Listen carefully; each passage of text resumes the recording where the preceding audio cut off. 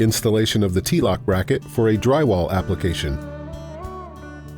Using a level as a reference, draw a horizontal line at the desired shelf height, taking into account the thickness of the shelf top. Place the provided adhesive template on the wall with the top of the template aligned with your horizontal line. Drill a 1/2 inch hole as indicated on the template. Insert the snap toggle into the hole and turn to orient the wings vertically. Tighten the center retainer and snap off the plastic legs.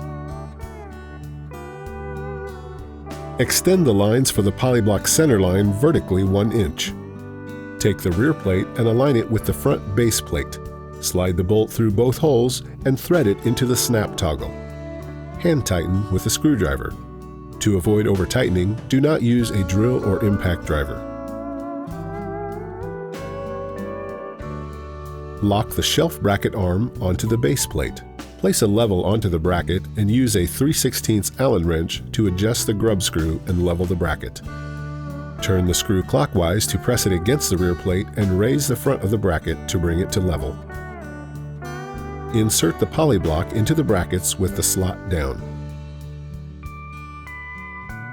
To order brackets or find a distributor near you, visit InnovaShelf.com.